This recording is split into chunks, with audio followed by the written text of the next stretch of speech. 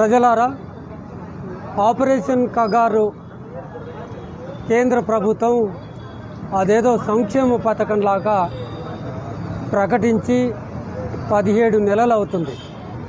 ఈ 17 నెలల కాలంలో దాదాపుగా నిన్నటి ఎన్కౌంటర్తో కలుపుకుంటే 528 మందిని 17 నెలల్లో చంపేసిన పరిస్థితి మన ముందు కేంద్ర ప్రభుత్వం ఆవిష్కరించి ఉన్నది. ఆ 528 మందిలో దాదాపుగా 450 మంది ఆదివాసులు చనిపోయినారు. అందులో 150 మంది మహిళలు కూడా ఉన్నారు. అనేకమైన అసంఖ్యాకమైన ఆదివాసీ మహిళలు అత్యాచారాలకు గురవుతున్నారు.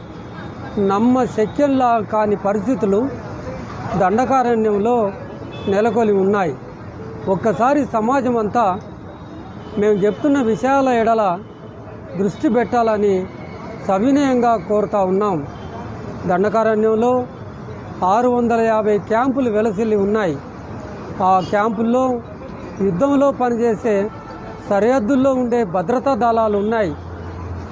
వాటి పేరే ఇండో టిబెటన్ సరిహద్దు దళాలు, బార్డర్ సెక్యూరిటీ ఫోర్సు, సిఆర్బిఏ బలగాలు, కోబ్రాలు, డిఆర్జీ బలగాలు, రకరకాల బస్తర్ టైగర్సు, రకరకాల బలగాలు మోహరించి ఉన్నాయి.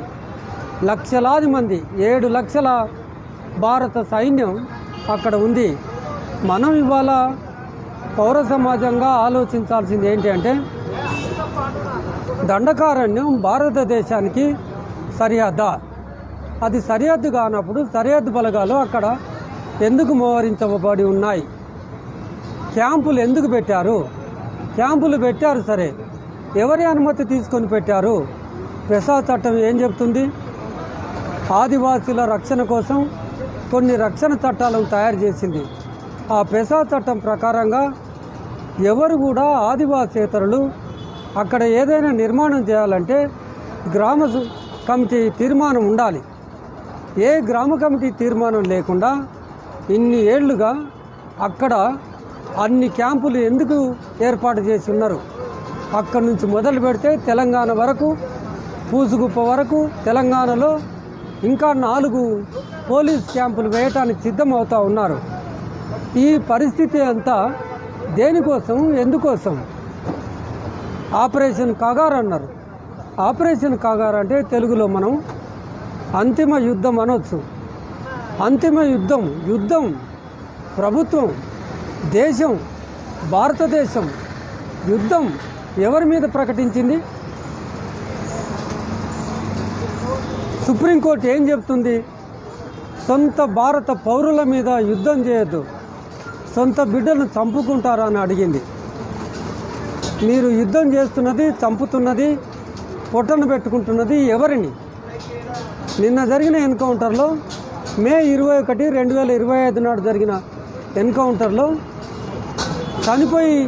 చంపేసి వెనక్కి తిరిగి వచ్చిన బలగాలను ప్రధానమంత్రి స్థాయి గల వ్యక్తి శభాష్ అంటే, మెచ్చుకుంటే,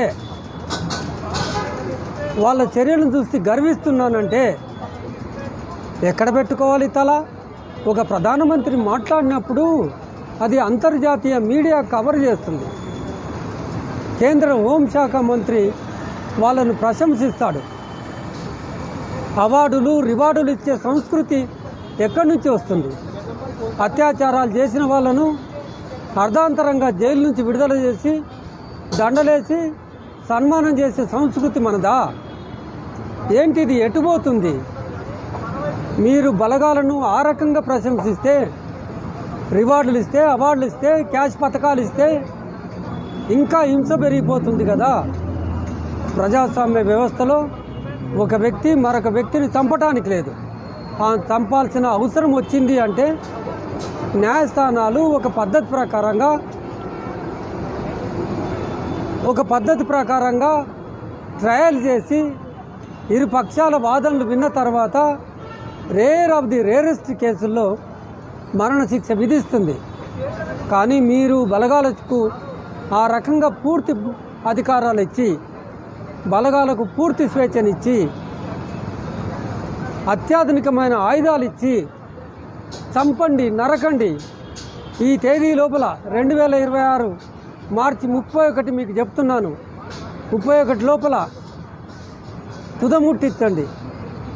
చివరి నక్సలైట్ను కూడా ఏ పొదల దాక్కున్నా లాక్కొచ్చి న్యాయస్థానం ముందు పెట్టమంటలేదు, చంపేసేయండి అంటుంది.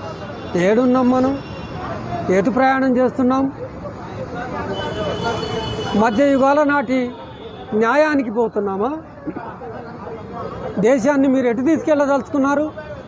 మీ పరిపాలన ఎట్లా నిలబడబోతుంది? చరిత్రలో ఒక ఆదర్శంగా, ఒక అనుసరించే విధంగా నిలబడబోతుందా?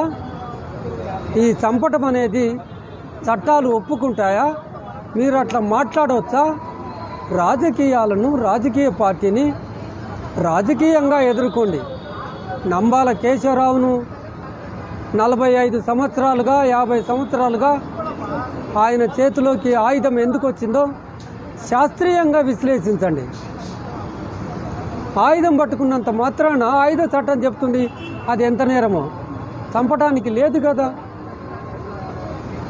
ఆయుధాలు పట్టుకుంటే చంపటమే సమాధానం అయితే, ఆయుధాలు పట్టుకున్నది మిలిటరీ పట్టుకున్నది, వాళ్ళు నేరస్తులు. పోలీసులు పట్టుకున్నారు, వాళ్ళు నేరస్తులు. వాళ్ళను చంపుతారా మీరు? ఈ బలగాలను ఛత్తీస్గఢ్ రాష్ట్రానికి దండకారణ్యానికి ఎందుకు పంపిస్తున్నారు? ఎవరైనా దారి తప్పిన వాళ్ళను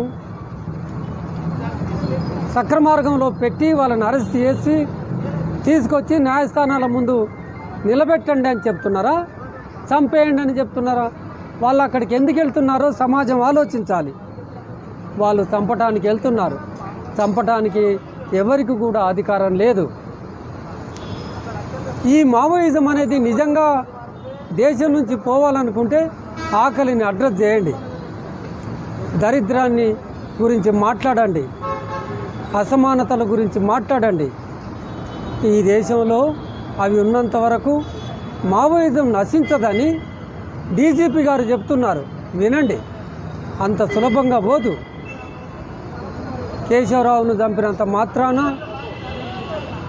కేశవరావు ఏ ఆశయాల కోసం ముందుకొచ్చిండో, సమాజం ముందు ఆవిష్కరించిండో ఆశయాలు మిగిలే ఉంటాయి. ఆయన పోతే కోట్ల మంది పుట్టుకొస్తారు, ఆ ఆశయాలను ముందుకు తీసుకెళ్తారు. ఆ ప్రజల డిమాండ్లు ఏమున్నాయో, ఆ ఆకాంక్షలు ఏమున్నాయో వాటిని పరిశీలించండి, వాటిని పరిగణలోకి తీసుకోండి. కానీ చంపేయటం వల్ల ఒక శ్మశానాన్ని ఏర్పాటు చేసి సమస్యలు పరిష్కారం కావనేది గుర్తుపెట్టుకోండి. 7వ తారీఖు నాడు మీరు కర్రెగుట్టలో చంపిన 28 మంది శవాలు బీజేపీ ప్రభుత్వ ఆసుపత్రుల్లో గుట్టలుగా పడి ఉన్నాయి. ఇప్పుడు కూడా 28 మందిని 21 నాడు చంపిండ్రు, ఇంకా ప్రకటిస్తలేరు, గుట్టలుగా పడి ఉన్నాయి. ఇంతకీ కేశవరావు శవాన్ని ఇస్తలేరు అంటే అనుమానాలు వస్తున్నాయి. ఇస్తామని మీరే ఒప్పుకుంటుని, మీరే కుటుంబీకులకు చెప్పిండ్రు, మీరే ఆ శవాన్ని ఇవ్వడానికి నిరాకరిస్తున్నారు. ఆయన బ్రతికున్నాడా, చనిపోయాడా చెప్పాల్సిన రాజ్యాంగబద్ధమైన బాధ్యత మీ మీద ఉంది. ఒకవేళ చనిపోతే ఆ శవాలను భద్రంగా, గౌరవంగా కుటుంబీకులకు వెంటనే అప్పచెప్పాల్సిన చట్టబద్ధమైన బాధ్యత మీ మీద ఉంది.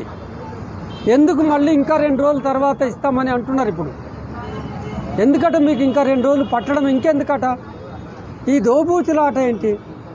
మీరు వెళ్ళండి ఇస్తామంటారు, వాళ్ళు పాపం అమాయకులు వెళ్ళిండ్రు. జగదల్పూర్కి వెళ్ళిన తర్వాత మళ్ళీ తిరిగి రండి, మీకు శవ బీమం ఎందుకు ఇవ్వరని అడుగుతున్నాం.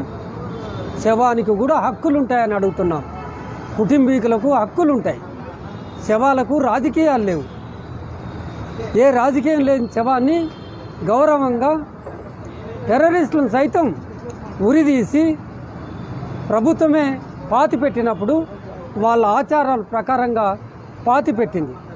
వీళ్ళు ఒక గౌరవంగా వాళ్ళ ఆచారాల ప్రకారంగా, వాళ్ళ రాజకీయ విశ్వాసాల ప్రకారంగా అంత్యక్రియలు నిర్వహించుకునే అవకాశం కల్పించాలని కోరుతా ఉన్నాం.